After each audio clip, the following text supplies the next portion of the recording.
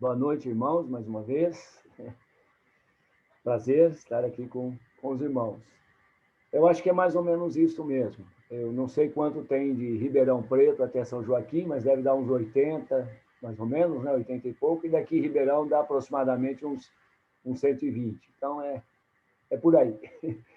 Um pouquinho mais, um pouquinho menos. Mas seria um prazer, ao invés de estarmos dessa forma, ter feito esse percurso até aí e estar com os irmãos presencialmente. Seria bem melhor, mas infelizmente as circunstâncias não estão permitindo. Mas Deus sabe de tudo. Então vamos continuar, né, na nossa consideração, no nosso estudo, meditação em Atos dos Apóstolos, capítulo 4. Nós já temos meditado um pouco na parte da manhã. Vamos ler, fazer a leitura já de início, começando mais uma vez no primeiro versículo. Atos, capítulo 4, e o verso 1. E estando eles, que era Pedro e João, falando ao povo, sobrevieram os sacerdotes e o capitão do templo e os saduceus, doendo-se muito de que ensinassem o povo e anunciassem em Jesus a ressurreição dentre os mortos. E lançaram mão deles e os colocaram na prisão até o dia seguinte, pois já era tarde. Muitos, porém, dos que ouviram a palavra, creram, e chegou o número desses homens a quase 5.000. E aconteceu no dia seguinte reunirem-se em Jerusalém os seus principais, os anciãos, os escribas, e Anás, o sumo sacerdote, e Caifás, e João e Alexandre, e todos quantos haviam na linhagem do sumo sacerdote. E pondo-os no meio, perguntaram: com que poder ou em nome de quem fizeste isto?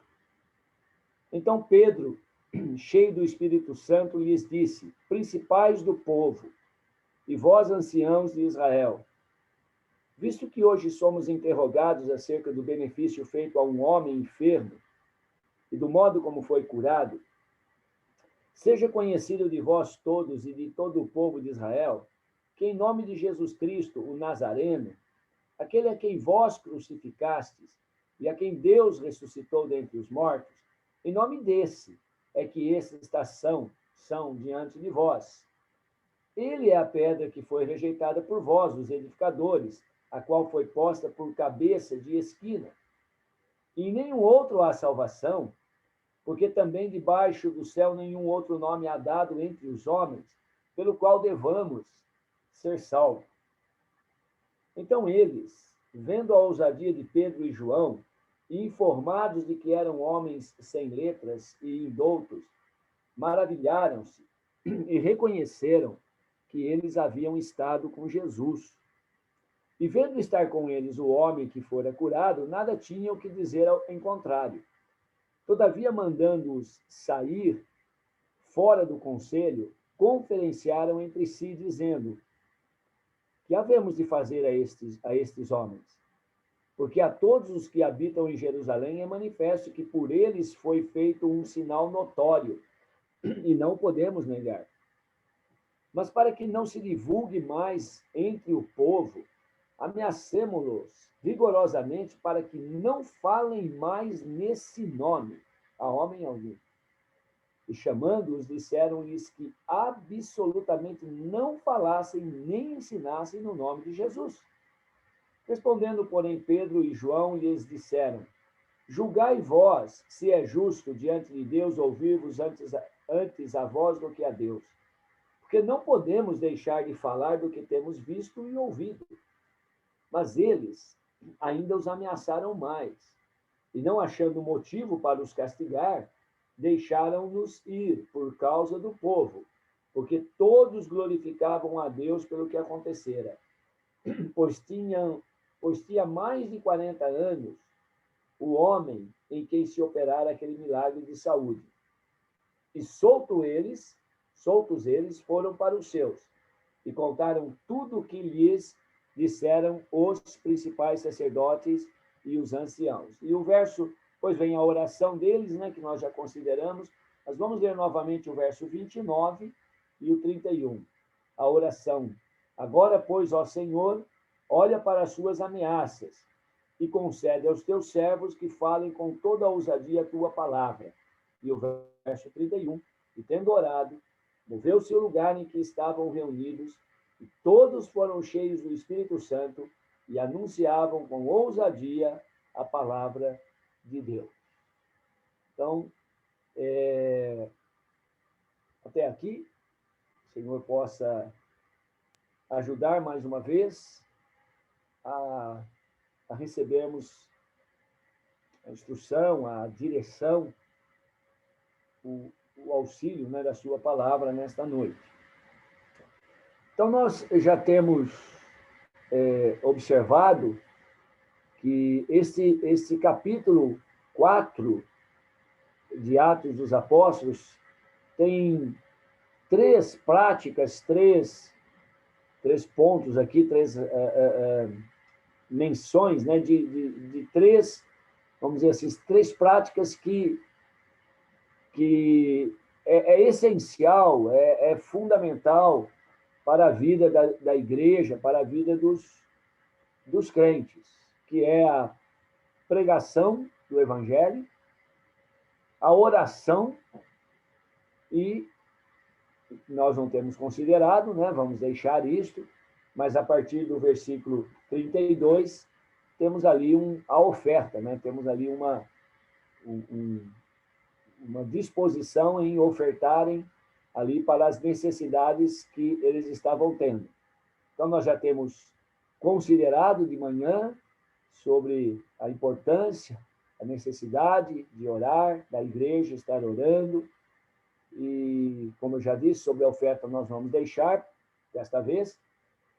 E vamos pensar agora à noite um pouco vamos considerar sobre a pregação do Evangelho. A pregação do Evangelho permita-me dizer dessa forma, é uma atividade, é um trabalho, melhor ainda, né? É um trabalho essencial, necessário para a igreja, para a vida também dos discípulos, de todos os salvos.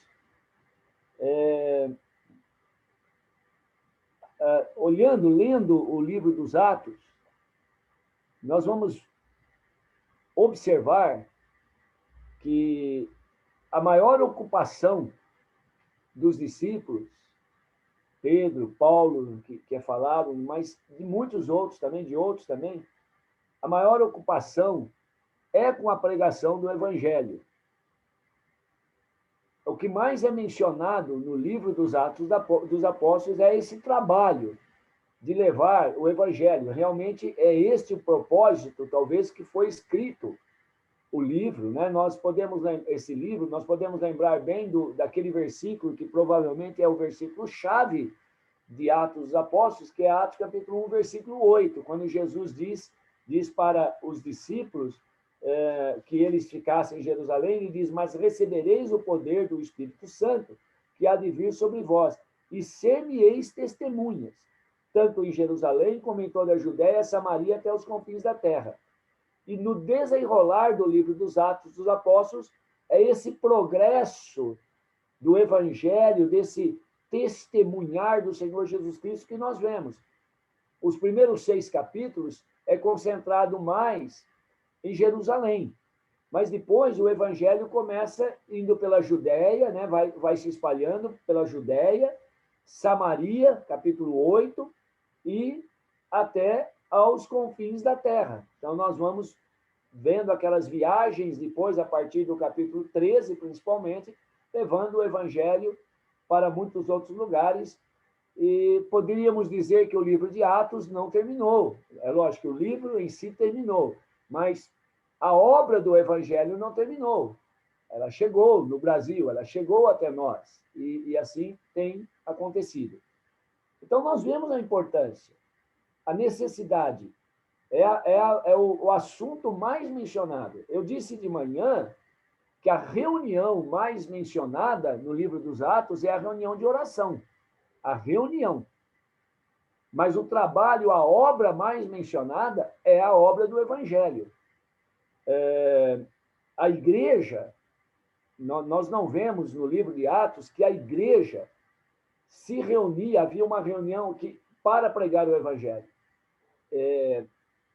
Não que isso não possa ser feito. Nós temos, por assim dizer, a liberdade no espírito de estarmos numa reunião, a igreja está reunida, e havendo ali pessoas infiéis, é muito importante que tenha para eles uma palavra de salvação. O apóstolo Paulo, quando ele está instruindo em 1 Coríntios, capítulo 14, sobre as reuniões da igreja, ele fala disso. Se, pois, toda a igreja se congregar num lugar, eu estou lendo 14, 23, e todos falarem línguas, e entrarem indoutos ou infiéis, não dirão porventura que estáis loucos, mas se todos profetizarem, e algum indouto ou infiel entrar, de todos é convencido, de todos é julgado. Aqui há uma abertura, vamos dizer assim, porque o que Paulo está mostrando é o que é a prática, o que era a prática da igreja no seu início. A igreja se reunia num lugar, os cristãos, os crentes se reuniam em algum lugar, mas é lógico que era portas abertas, e poderia entrar um infiel, poderia entrar alguém que não era salvo e assistir, participar no sentido de assistir àquela reunião. E a palavra de Deus ia convencer. Então, há um mérito em, numa reunião, se pregar o evangelho, sem nenhuma dúvida. Mas, lendo o livro de Atos dos Apóstolos, e também as instruções que nós temos nesse assunto, algumas instruções que nós temos nesse assunto de levar o evangelho, o evangelho ele é preferivelmente pregado fora do contexto de reunião. Então, nós temos que ser honestos com a palavra de Deus. Nós temos que ser fiéis. Eu vou repetir, não há nada de errado em se ter uma reunião e aproveitar pregar o evangelho. Mas o erro, muitas vezes, de muitos lugares, muitas igrejas, é que limitam a pregação do evangelho para as reuniões. Então, isto não é bom. É bom pregar o evangelho numa reunião, mas o evangelho tem que ser levado. Ide, né? A ordem do Senhor é ide. Nós podemos convidar pessoas para uma reunião, mas é muito importante que a igreja, posso dizer assim, a igreja ir onde as pessoas estão e não as pessoas virem onde a igreja está. Então, espero que estejam entendendo o que eu estou colocando. Eu não estou, de forma nenhuma, dizendo ser errado pregar o evangelho numa reunião. Podemos aproveitar. Mas que o exemplo bíblico, o que é mais bíblico fazer, é irmos para pregar o evangelho, irmos além como a gente diz muitas vezes, além das quatro paredes, né? É ir onde as pessoas estão, contatar com elas e assim por diante. É o que nós temos relatado no capítulo 3. O capítulo 3 termina com uma pregação do evangelho. Pedro, principalmente, mas Pedro e João estão ali no templo, eles não foram no templo para reunir. Eu creio que eles foram no templo com esse propósito mesmo, de aproveitar uma oportunidade para falar de Cristo. O Senhor Jesus Cristo fazia isso. Ia no templo, ia nas sinagogas e pregavam a palavra. O apóstolo Paulo, nas suas viagens missionárias, ele fez isso. Ele chegava no lugar, ia na sinagoga e aproveitava para pregar o evangelho. Não era a igreja que estava reunida ali, eram os judeus, eram prosélitos, eram pessoas interessadas em ouvir a palavra.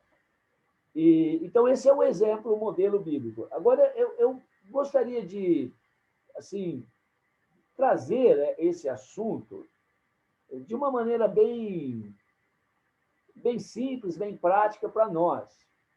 e procurando, mais uma vez, ser honesto com a verdade, com a realidade, né? Quem é que deve pregar o Evangelho? Quem é que deve se envolver na obra do Evangelho? E essa pergunta, eu acredito que já soa a resposta na mente de cada um de nós. Pensando na vida dos crentes, né? pensando na igreja, pensando no povo de Deus.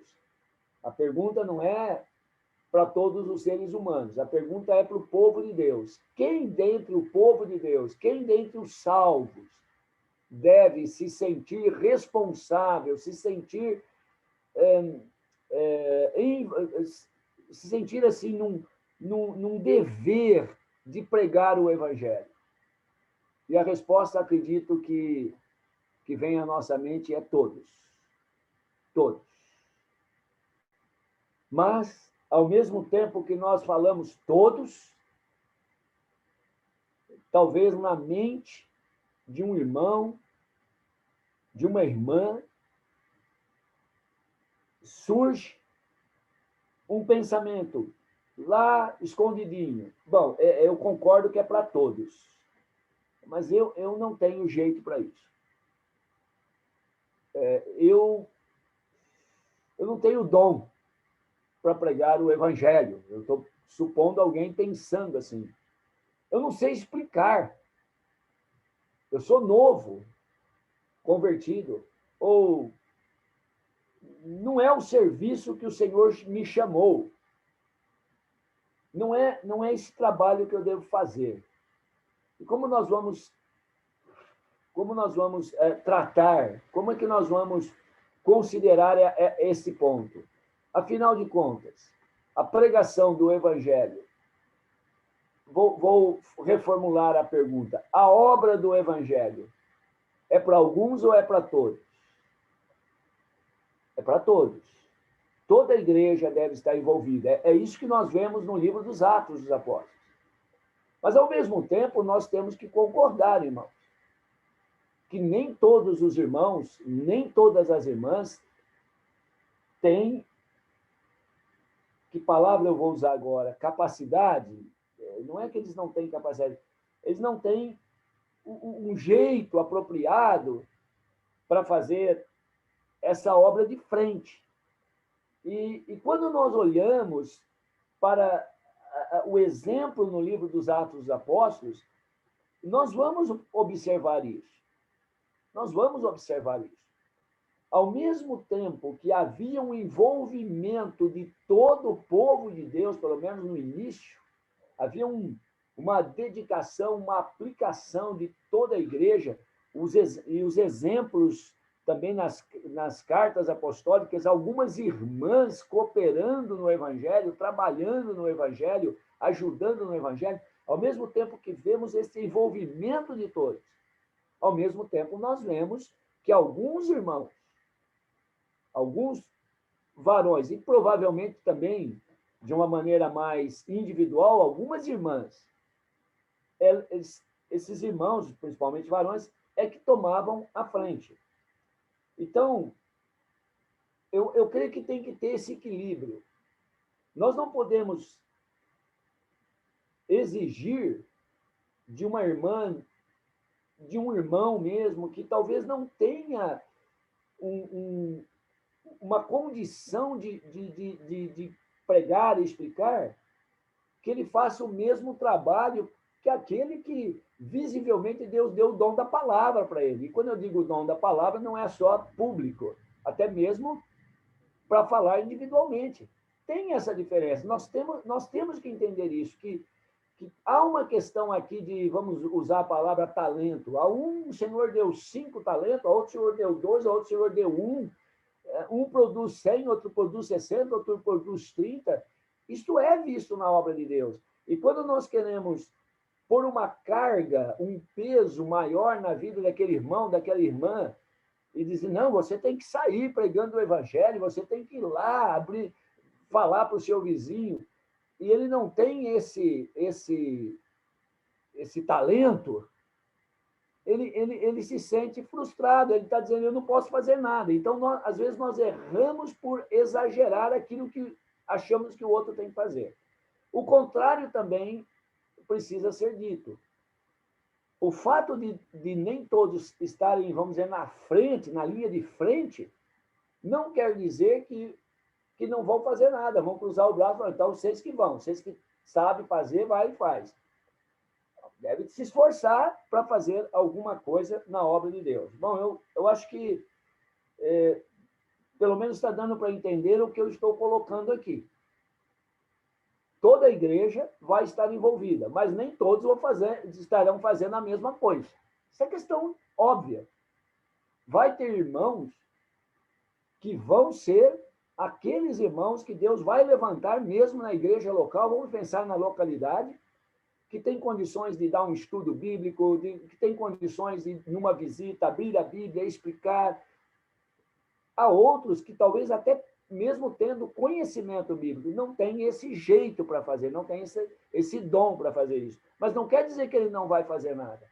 Ele tem muito para fazer na obra de Deus, com o seu testemunho, e se ele não tem condições, quem sabe, de pregar, de ser o de frente, ele pode ser o cooperador, ele pode ser aquele que abre as portas.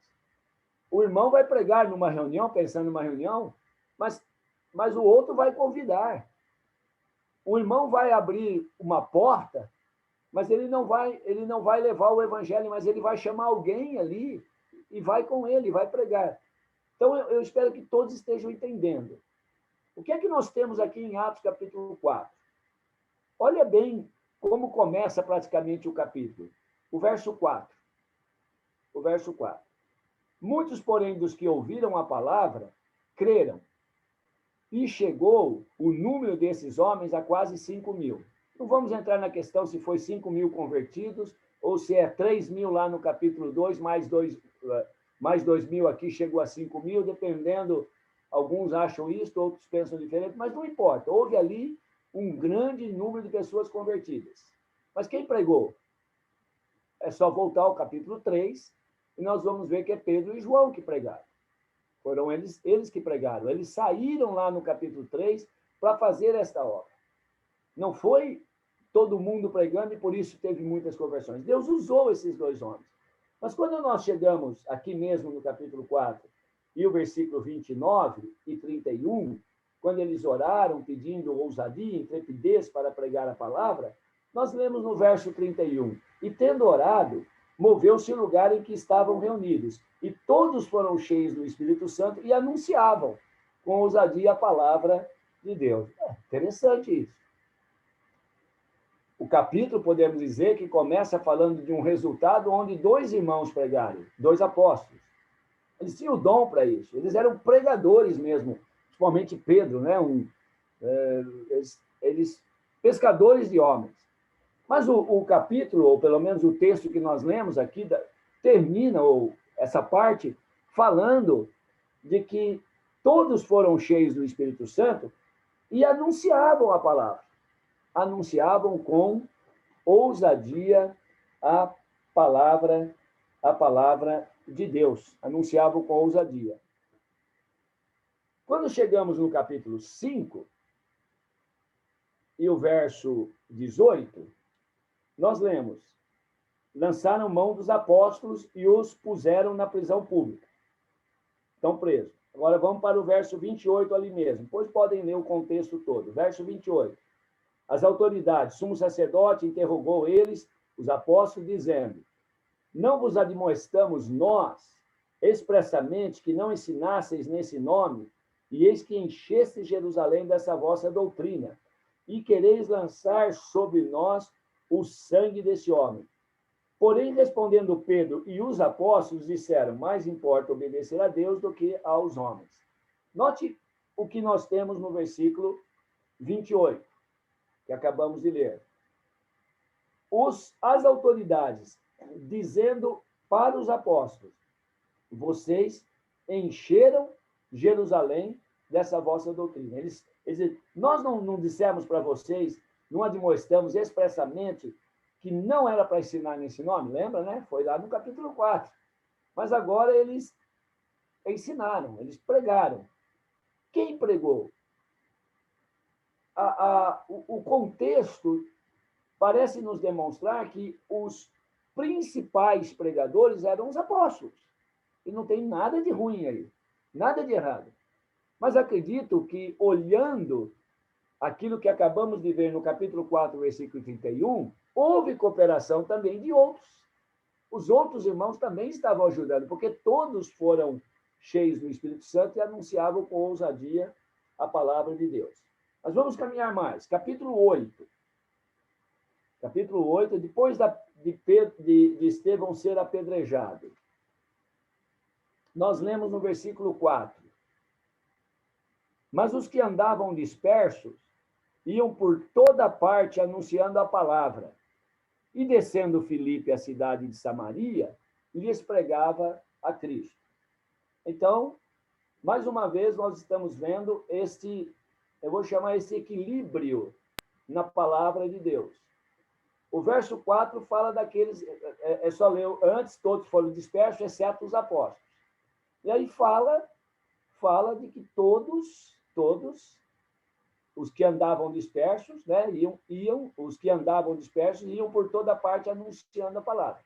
Então, aqueles que foram dispersos, eles iam anunciando, eles iam falando a palavra. E o verso 5, Filipe, ele foi para Samaria e lhes pregava a Cristo. E o verbo aqui usado, a palavra usada, é diferente. O verso 4, anunciando a palavra, falando, nas conversações. Eram irmãos. E aqui entra o que cada irmão, cada irmã pode fazer. É isso que eu quero eu gostaria de estar frisando. Eu gostaria de que o irmão e a irmã entendessem.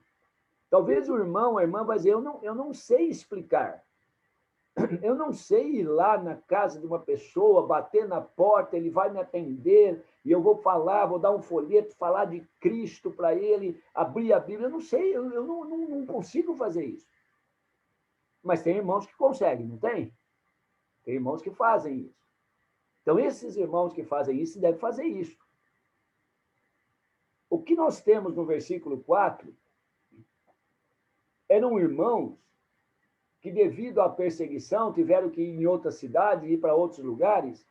E quando eles foram chegando ali, eles foram falando de Cristo. Olha, nós somos crentes no Senhor Jesus Cristo. Olha, Cristo nos salvou. E o versículo 5 já é diferente. É um irmão, um evangelista, nós sabemos disso, Filipe aqui é o evangelista, que tem o dom, e ele foi com esse propósito. Ele não foi porque ele foi disperso. Filipe desceu à cidade de Samaria não porque ele foi disperso, talvez sim, mas não por isso. Ele foi porque ele foi para pregar. Entende a diferença? Então, aqueles irmãos que têm o dom, o que têm a capacidade, que têm o talento para isso, devem se esforçar, se empenhar em sair para pregar, sair para levar o evangelho, sair com o propósito de uma visita, com o propósito de abrir uma porta e de falar o evangelho. Aqueles que, porventura, acham que ainda ou não tem isso, ou por enquanto, né, talvez um novo convertido, mas também pode sair e falar. Falar com seu colega no trabalho, falar com seu amigo na escola e testemunhar principalmente com a sua vida. E a obra de Deus é assim. Então, quem é que é responsável? Todos são responsáveis. Todos têm alguma coisa para fazer. Todos podem falar de Cristo. Todos podem dar testemunho da sua fé, da sua própria salvação. Então, é o que temos aqui. Voltando para Atos, e teria outros textos lá no capítulo 11, né? Versículo 19, 21, aqueles que foram dispersos, eles estavam anunciando, alguns só os judeus, outros já anunciaram para os gentios também, já tiveram um discernimento maior. Mas voltando para Atos 4, eu quero ainda pensar, se o tempo permitir, um ou dois pontos que talvez sejam os mais importantes. Tudo é importante, mas quem sabe isso é o mais importante. O que é que vai ser? Estamos aqui falando, ou estou aqui tentando colocar para os irmãos, para nós todos, essa obra necessária, essa obra importante que todos os irmãos, todas as irmãs, em responsabilidades diferentes, em serviços diferentes, em envolvimentos, alguns, como já falamos, mais, outros dentro da sua limitação, fazendo alguma coisa, mas todos devemos estar fazendo. Mas o que é que coopera, o que é que corrobora para fazermos esse trabalho? Eu acho muito importante. É fundamental o que nós temos no Atos 4 e 29, que nós já lemos, estudamos, naquela oração. Eles oraram: agora, pois, ó Senhor, olha para as suas ameaças e concede aos teus servos que falem com toda intrepidez, com toda ousadia, a tua palavra. Isso essa oração, diante das circunstâncias, lembra que o problema que estava tendo ali era o impedimento para pregar da palavra. Eles precisavam de coragem agora. Eles precisavam de ousadia, né? Ou intrepidez. Eles tinham consciência de que eles precisavam pregar a palavra, que eles precisavam anunciar a palavra. Então, é muito importante que cada irmão e cada irmã se sinta responsável, e eu vou repetir, dentro do seu talento, dentro da sua possibilidade, se sinta responsável em fazer algo na obra do Evangelho, ganhar almas, de alguma maneira. Seja você tendo condições de pregar, abrir a Bíblia, explicar, falar, ou você dar um testemunho, despertar um interesse nessa pessoa, dar um folheto e vamos lá, convidar para uma reunião, levar um irmão lá para pregar, ou uma irmã, né, talvez, que tenha mais condições. Mas todos devemos estar fazendo isso. Mas muitas vezes nós somos tímidos em fazer isso. Nós ficamos, recuamos. Então nós achamos, puxa, aquele irmão é corajoso. Aquele irmão, olha, ele pega lá um punhado de folheto, vai de porta em porta, bate, entrega o folheto, fala alguma, nossa, mas que irmão corajoso. Eu não tenho essa coragem. O outro vai lá, conversando lá na fila do mercado, do açougue, sei lá, e fala um pouco do evangelho, fala, você não gostaria de fazer um estudo da palavra de Deus? E vai lá na casa da pessoa e começa, mas que corajoso. Os irmãos que fazem isso sabem que não tem coragem nenhuma aqui, não. Coragem humana. Entende o que eu estou dizendo? A gente sai hoje entregando folhetos. Hoje, domingo, vamos supor. Quando chegar domingo que vem, vou fazer de novo. É a mesma dificuldade para começar de novo que foi o domingo anterior, ou o dia anterior. Você fala do evangelho com uma pessoa hoje, ou foi bem, agora vai. No outro dia, você, puxa, eu não estou conseguindo falar do evangelho, tá difícil. Eu estou procurando mostrar qual é o segredo, o que é aquilo que corrobora na pregação. Então, a oração deles, no versículo 29, eles oraram, pedindo a Deus. E nós precisamos tratar desse assunto com oração. Esse assunto, seja qual for o trabalho que o Senhor tem para você, irmão, irmã. Estamos pensando na área do evangelho. Trate com oração. Senhor, o Senhor sabe das minhas limitações. O Senhor sabe o pouco que eu posso fazer. Mas esse pouco que eu posso fazer está difícil. Até esse pouco. Como que eu faço? O que eu faço? O Senhor, me dê a ousadia. Me dê a intrepidez. Me dê a sabedoria. E olha o que aconteceu no versículo 31. E tendo orado, moveu-se o lugar em que estavam reunidos, e todos foram cheios do Espírito Santo e anunciavam com ousadia a palavra de Deus. Aqui está a principal prerrogativa para podermos pregar o Evangelho. É sermos plenos, cheios do Espírito Santo. É isso. E como é que nós conseguimos isso? Bom, eles oraram. Sinceramente, eles colocaram a situação diante de Deus e foram cheios do Espírito Santo. É impressionante. Olha o capítulo 4 aqui mesmo, que nós já lemos. Olha o versículo 8. Então Pedro, cheio do Espírito Santo. Não era Pedro que era capaz. Pedro é mais capaz. Pedro é ousado. E para pregar a palavra de Deus, ele tem capacidade para isso. Nós não. Não. Pedro precisava ser cheio do Espírito Santo. Os demais, não estou fazendo diferença de classe na igreja, mas os outros também precisavam. Então, todos nós precisamos ser cheios, plenos, ter atuação do Espírito Santo em nossas vidas. Se nós quisermos ousadia, sabedoria, coragem, né, intrepidez para levar o Evangelho. Isso é ponto final. Não tem outra alternativa. Eu volto lá para Atos 1 e 8. Eram homens, aqueles apóstolos, principalmente, homens que viveram 3 anos e meio com Jesus, tinha toda a capacidade para sair pregando. Mas o Senhor disse para eles, não, vocês vão ficar em Jerusalém e vocês vão receber poder do Espírito Santo que há de vir sobre vós. E aí vocês vão ser minhas testemunhas. Eles não podiam fazer isso na carne, na sabedoria, na capacidade humana.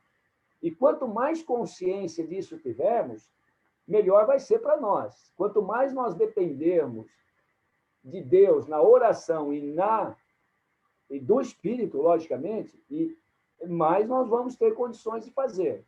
E quanto mais nós quisermos fazer na carne, e ainda que possamos fazer muita coisa na carne, certamente não vai ter o resultado esperado e muito menos vai glorificar a Deus, porque aí estamos fazendo, né, na nossa própria capacidade. O Estevão, quando ele... Vamos olhar lá no capítulo 6 de Atos. Todos sabemos, quando foi escolhido, aqueles 7 homens, eram homens, né, verso 5 do capítulo 6, diz, este parecer contentou a toda a multidão. Elegeram Estevão, homem cheio de fé e do Espírito Santo. Só vamos ficar com Estevão, os demais também, né? Aí o versículo, aqui mesmo em Atos 6, o versículo 10.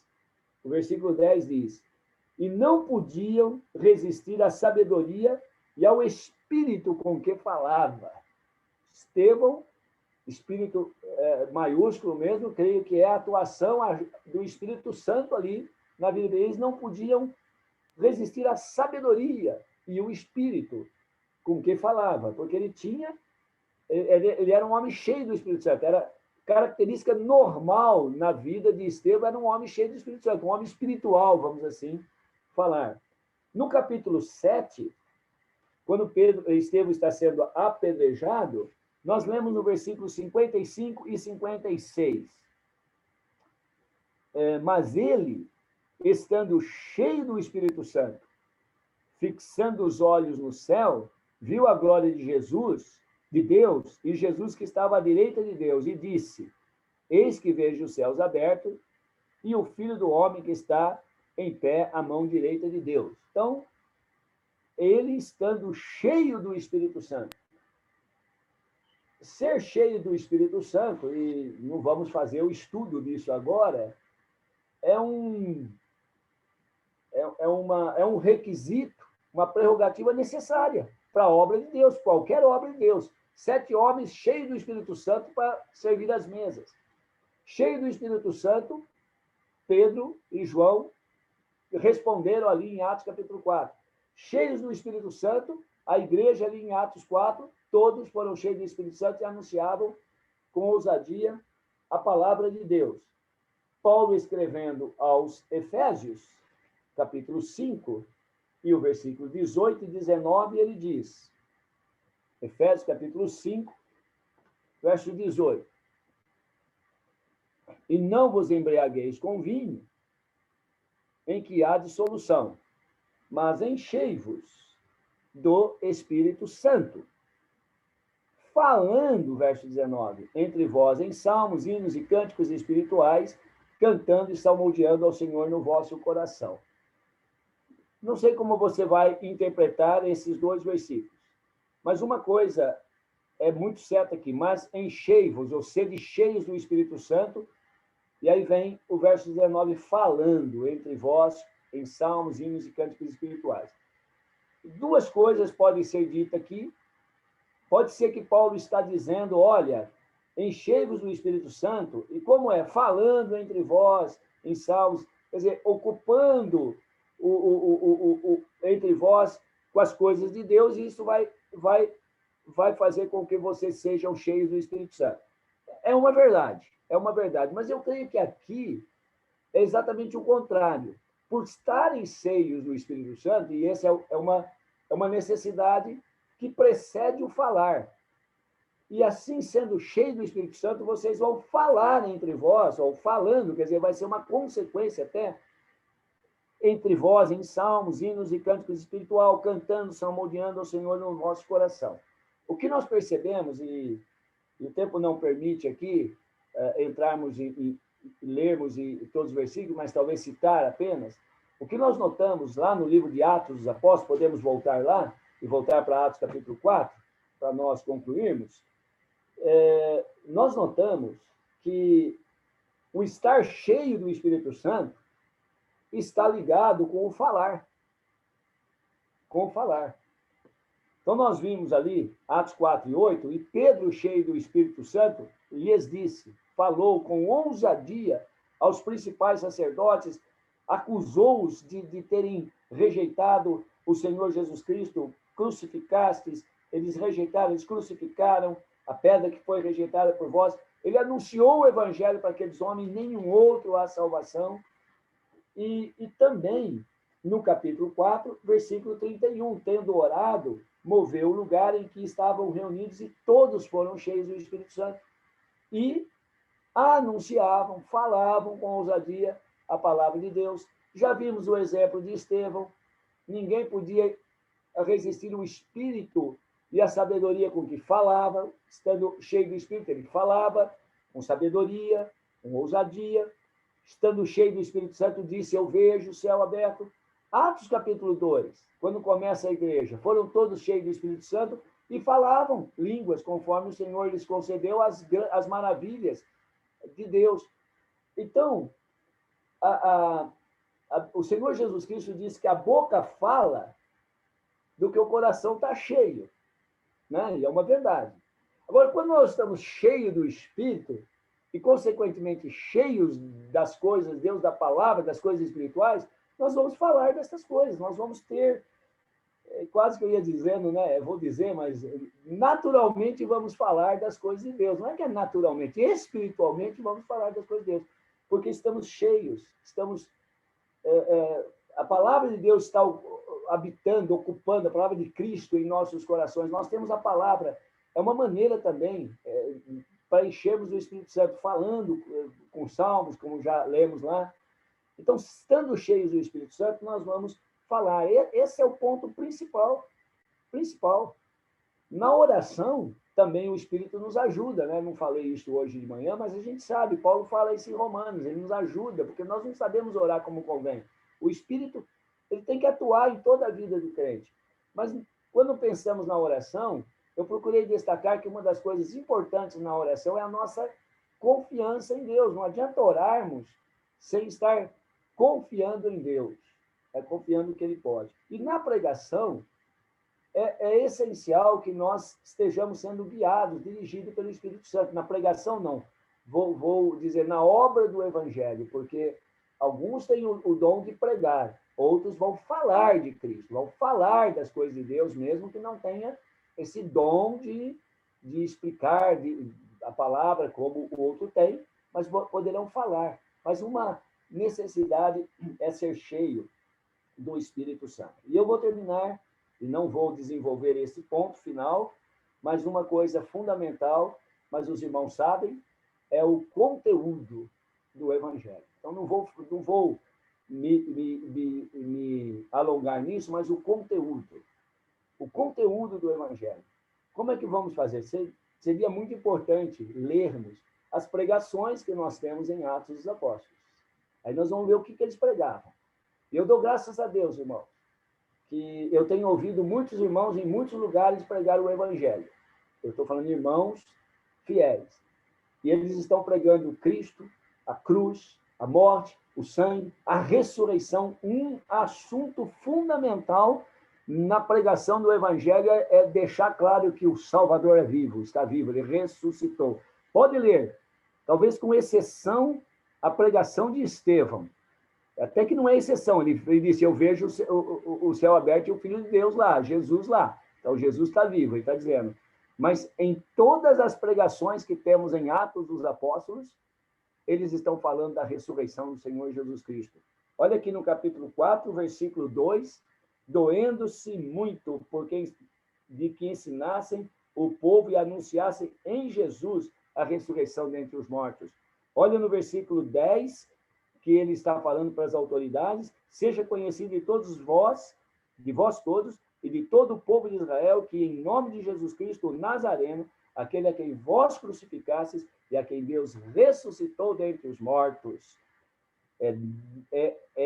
Em nome desse, né, que eles curaram aquele. E aí ele vai dizer aquele versículo precioso, e eu vou terminar, porque talvez hoje à noite possa ter alguém aqui ouvindo. Nós falamos bastante do Evangelho, da responsabilidade de pregar o Evangelho, da responsabilidade que todos têm. Estamos pregando para aqueles que já são salvos. Mas se você ainda não é salvo, não adianta você querer pregar o Evangelho, você precisa receber o Evangelho. Você precisa ouvir o Evangelho. E o conteúdo, o tema do Evangelho, o assunto do Evangelho é uma pessoa.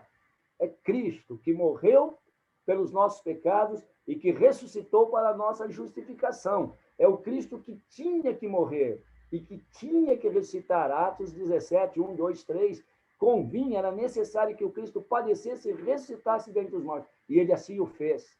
Cristo morreu pelos teus pecados e ressuscitou para a tua justificação. E o verso 12, Pedro está falando isso para aquelas autoridades, e ele dizia, em nenhum outro há salvação. Então não há salvação em nenhum outro. A salvação está na pessoa de Cristo, em nenhum outro há salvação. Porque debaixo do céu, ou abaixo do céu, não existe nenhum outro nome foi dado entre os homens, pelo qual podemos ser salvos, pelo qual importa que sejamos salvos. Não tem outro nome deixado por Deus. Deus nos deu o seu Filho, para que todo que nele crê tenha a vida eterna. Que o Senhor ajude-nos, ajude aqueles que já são salvos, dentro da sua possibilidade, a nos envolver com esta, que é a maior obra, da igreja, do povo de Deus, aqui nesse mundo. Nós só estamos nesse mundo porque nós temos que testemunhar de Cristo. Senão já podíamos ir para o céu, não precisava ficar aqui. Podíamos ir embora. Mas nós estamos aqui para testemunhar do nosso Senhor Jesus Cristo, com a vida e com os lábios. E que hoje à noite, se você ainda não é salvo, entenda que não há salvação em nenhum outro, a não ser no Senhor Jesus Cristo. Amém.